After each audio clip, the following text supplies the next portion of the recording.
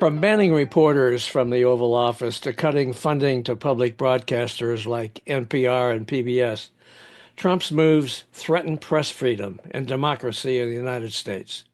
Journalists are being threatened and sued. News organizations like the Associated Press are being blocked from attending certain events. Such extreme attacks on the media are common in dictatorships and authoritarian regimes, but now they're happening right here in the United States.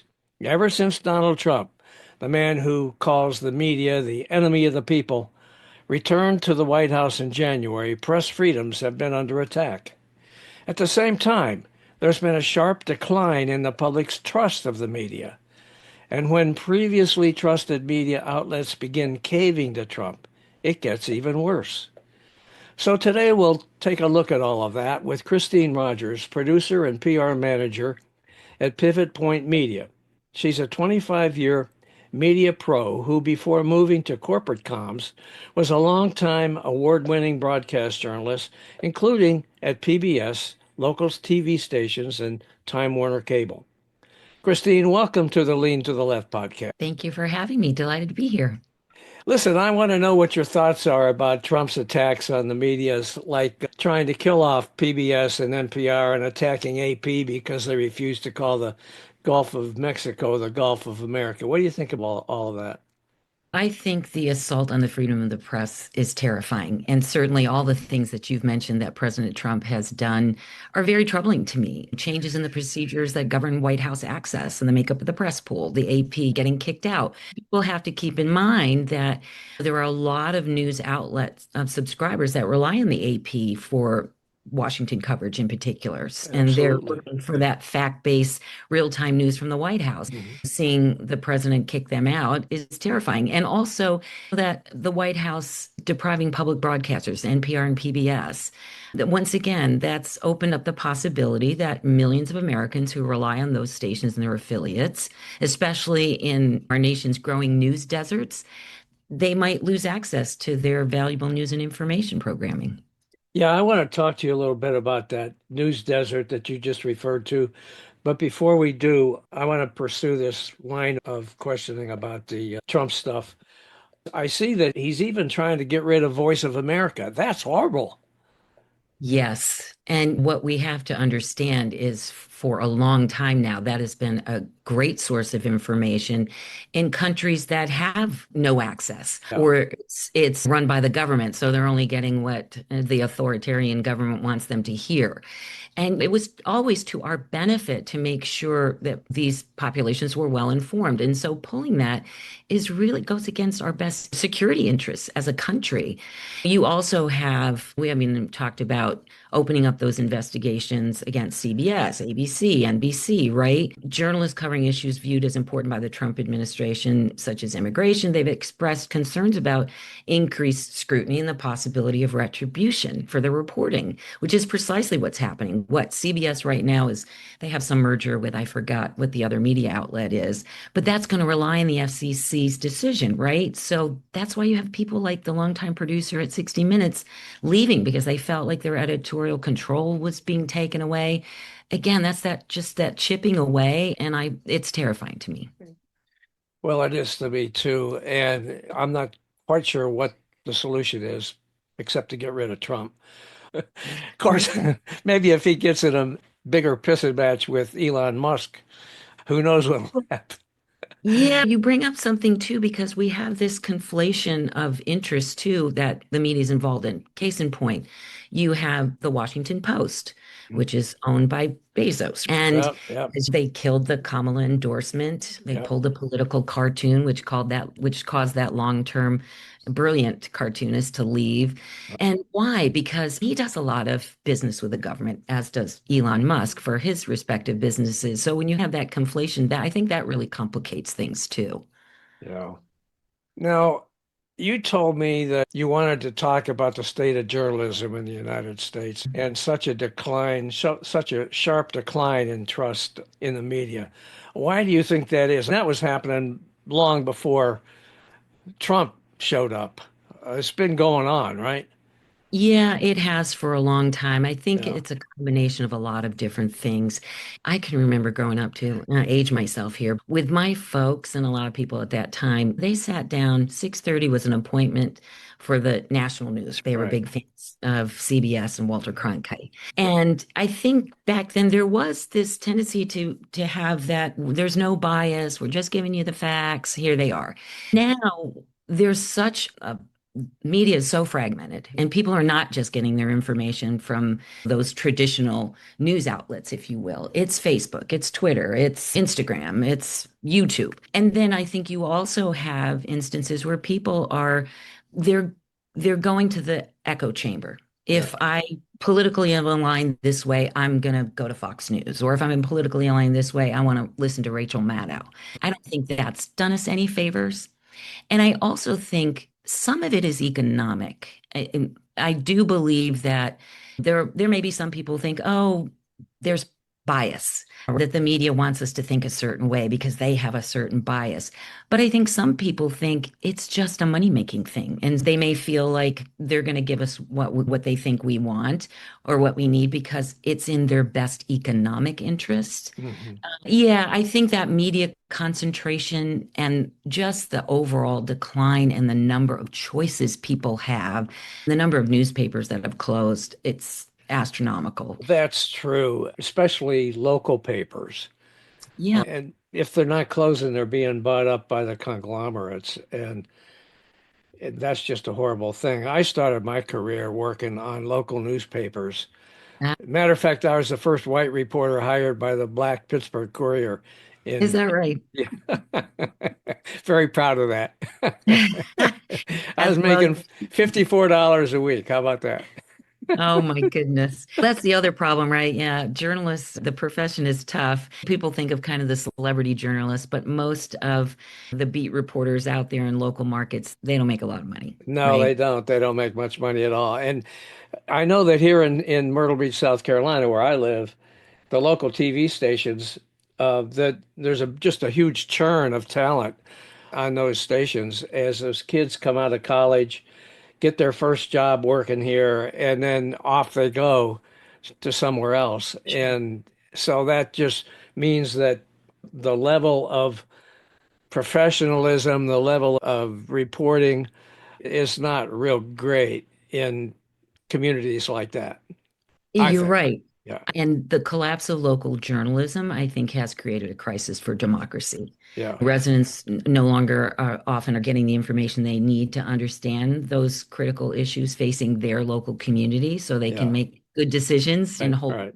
their elected officials accountable. Yeah, Yeah, that's why I think there are some organizations that are trying to deal with that. I don't know if you're familiar, but there's the American Journalism Project, and they really want to build a future for local news because research shows that most people, local news tends to be the most trusted source for news. yeah, And what's happening in your backyard tends to be what you're most interested in. Getting back to your point, so what's happening, there's been such a loss of weekly newspapers, and also advertising revenue has declined so much. I saw somewhere it's like by 80% oh between my God, 2000. really? Yeah. Think about it. You have all that competition online too with advertisers on those platforms that aren't so regulated, I might add. But I think Hmm. that also creates a lot of stressors that puts us in the situation we're in. Yeah, do you think that, though, circling back to what Trump's up to, do you think that his actions are contributing to this overall distrust of the media? Or do you Oh, think that it's sure. just political, it's politicians on both sides? It's politicians on both sides. Yeah, Yeah, I think,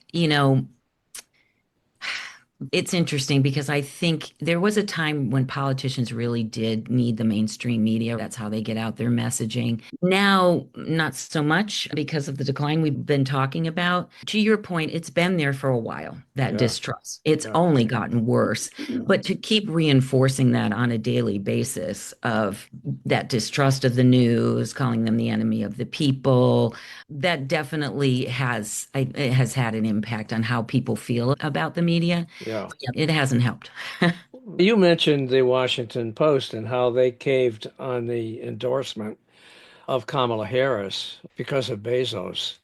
Yeah. So my question, I guess, is are media outlets unwittingly or otherwise bending to Trump's threats? Is that worsening the situation, do you think? Oh, definitely. And those outlets are doing it for their own self-interest, right? They're Hmm. not thinking about the larger issue of democracy and the absolute importance of freedom of the press. I don't Right. care what side of the political aisle you're on. I would hope we could all agree that access to information and holding those in power accountable is so important. And that's at the risk of sounding too self-important. But that's why I think media is critical. I always think it as the fourth branch a little bit because Really? where Hmm. else are we getting our information and how are we going to make informed decisions? Yeah. Yeah, I think the worst threats to journalism are coming from politicians. They're directly attacking journalists with threats or Right. lawsuits or worse. But it's coming from the President of the United States, the highest office in the land. And his Attorney General is right there. Oh, I can't believe he put that person in charge of the Justice Department. I just can't.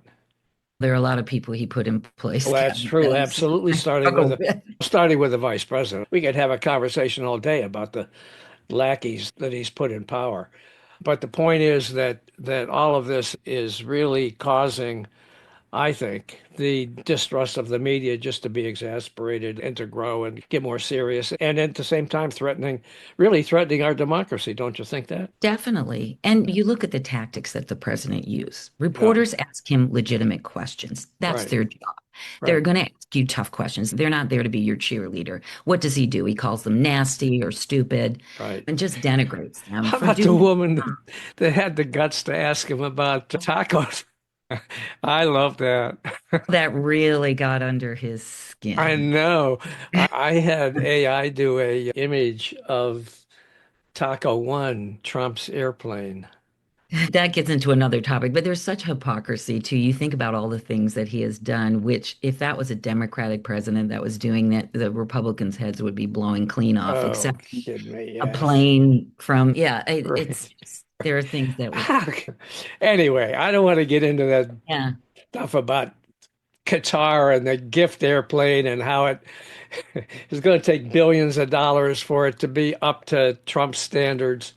But anyway, You know what I will say though, what's that? he's smart in doing, and that he, as the traditional news media shrinks in reach and fewer people trust them, podcasts and those influencers have become so huge. Oh yeah. And I think he leveraged that very well. Oh yeah, he As did for well. sure. Don't you think though that this distrust of the media is one reason why podcasts have become so popular? Oh, sure. Yeah. Sure. And then again, yeah, because you feel like someone is more real somehow. Yeah, yeah. They seem more relatable to you and they're talking your language. That's why I think, honestly, some of the crassness of Trump plays well, his expletives and all of that. And it's the Right. same thing for the podcast. They're not the traditional middle of the road journalist thing. They're going to dig in and Right. hard. And for Exactly. some people, that seems more genuine to them. So they trust it more. But you talked about echo chambers, and there's a place where echo chambers play a big role because people go to the podcasts that take the position that they like. Oh, absolutely. Yeah. Yeah. Most of my listeners are liberal and progressive. I'm not going to get a bunch of Trumpers on listening to me. I'm pretty sure you probably don't get too many of those, do you? I do not.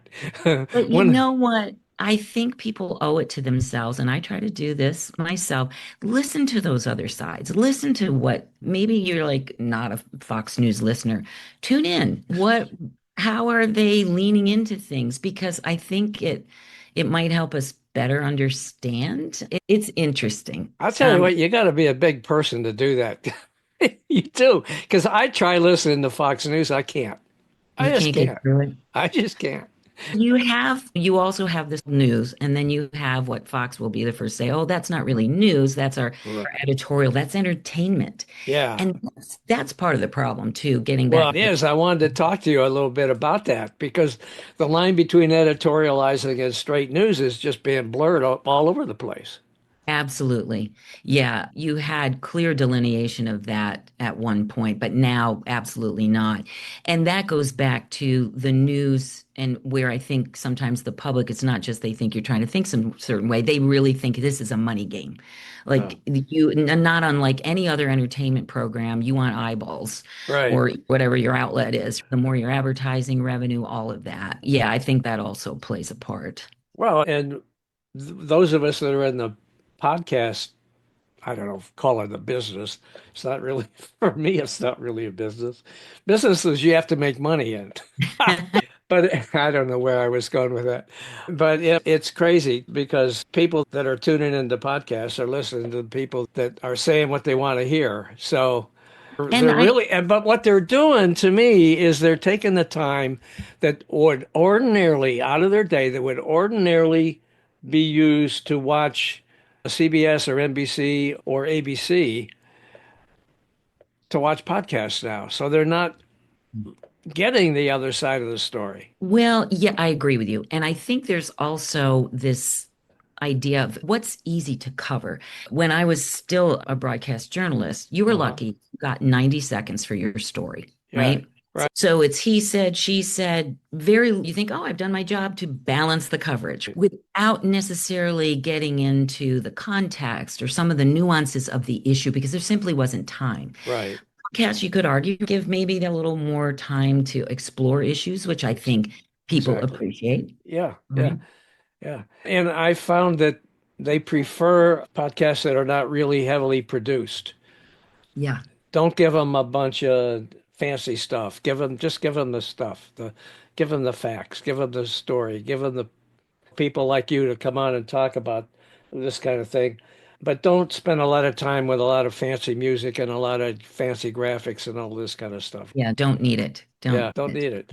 And I was doing that and I wasn't getting any views, and then I changed. I had some advice from somebody that knows a lot more than I do about YouTube, for example. And so I had to cut way back on the production. I still do a little bit, but not much. Anyway, now the line, we talked about the line between editorial. So is the public confused, you think, as they look for facts and unbiased information? Do you think they know where to go or what?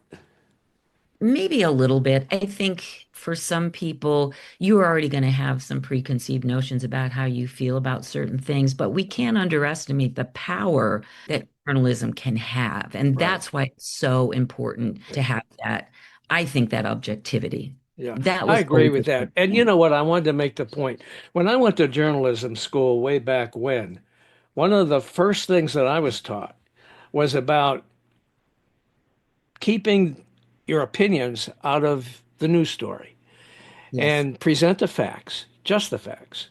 Now, if you get into an editorial or a longer think piece, that's another place for you to maybe expand beyond that and maybe bring in a little bit of editorial comment. But it needs to be, people need to be told that's what it is. And that's one of the very first things I learned. And I wonder if that's being taught today the way it was. Yeah, that's a good question. It's been a long time since I've been in J school. Me too. Reporters have to wear so many hats now too. Don't forget, if you were a print reporter back in the day, that's all you did. Now Right. you better be posting on social media, doing a video. You have Right. a lot of broadcast reporters that one man bandit. They're their own videographer. Oh my God. I see these reporters here in Myrtle Beach. They show up with a camera and it's on a tripod and that's it. There's nobody there to help them at all. They're doing everything and then they have to go back and turn their footage into their report and often within just a few minutes. That's the hard part too, Yeah. because there's so much pressure on journalists now to Yeah. turn things so quickly with so few resources. Right. So if you think you're going to get some long researched piece every night, it Hmm. doesn't happen. I was really lucky when I was doing it. I was an investigative reporter, so I had a terrific news director who would sometimes give me months to work on something. That's unheard of. No, it is. And there are a few investigative reporters who get to do that in larger markets, but by and large, you're that one man band and you're going out and you're churning out a couple pieces a day sometimes, and then doing your social media tweets and posts. Exactly. Exactly. What do you think about the recent purge of political voices like Joy Reid and Rachel Maddow's staff at MSNBC? Once again, I think that goes back to the economics, right? Yeah, yeah, Because I think they lost so many viewers in droves that were there leading up to the election, that were right, on that side right, supporting Maddow and right, hoping for a victory right, for Kamala. And then I think people just went, ugh, they were so done with it, so right, frustrated. So I think they could see their ratings plummet. right. So she had to take a pay cut, right? Yeah, Once again, that's just pure economics for the outlet. And it's not encouraging, it's not exciting, but you could argue as a business, you need to make money, you have to have a profit margin. What other choice could they yeah, make? yeah. That's true too. Except that a lot of people look at that, at least at what MSNBC did, and they say now they're a lot whiter than they used to be, Yeah. and they Yeah. bring that the race card into it. And do you think that was really anything to do with it?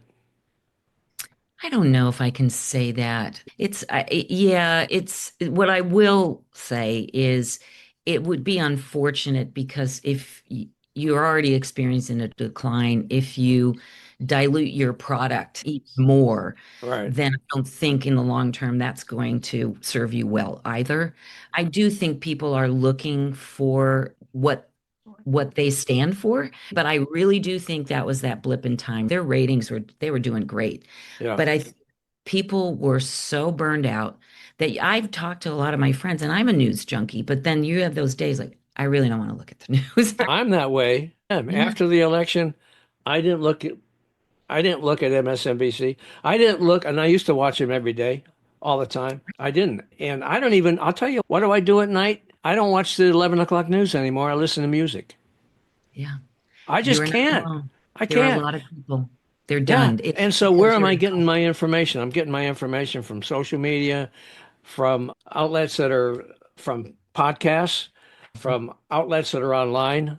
And I used to love my newspaper.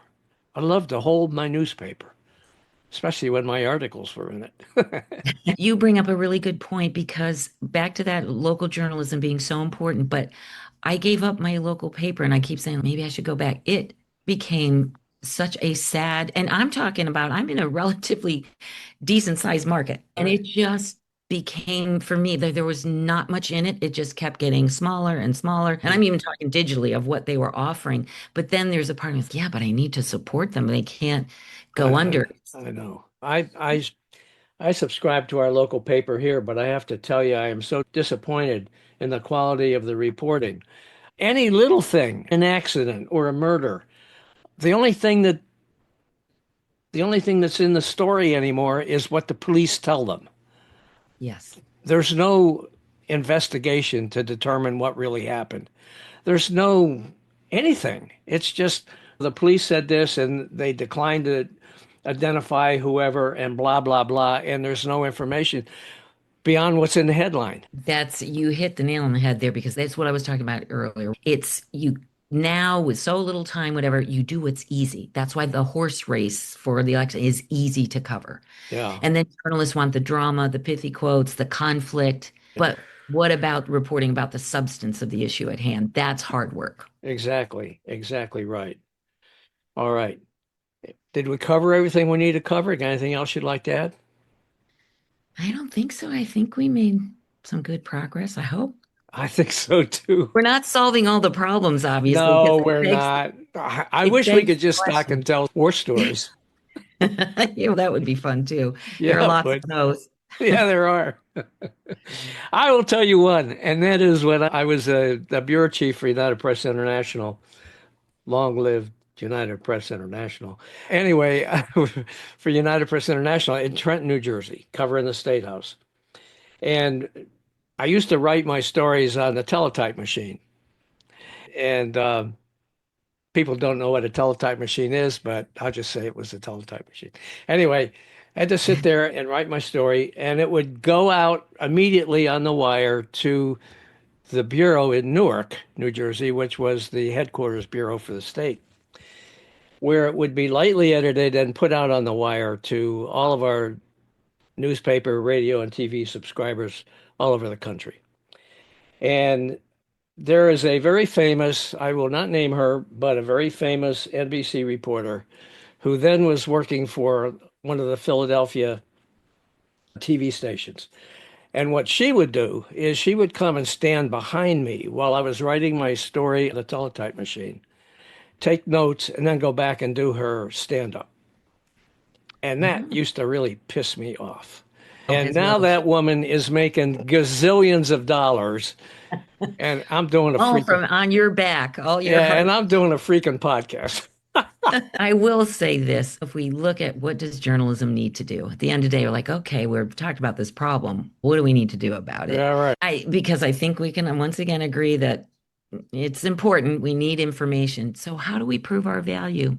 I think there's so much journalism has to offer the public, but we need to understand why people are feeling this negatively about the media. So So instead of just jamming things down their throat, can we look at them more as customers and what are they looking for and how can we improve? that's a very good point, and I think it's a good way to close this off. And I appreciate you coming on and having this little discussion. I enjoyed it a lot.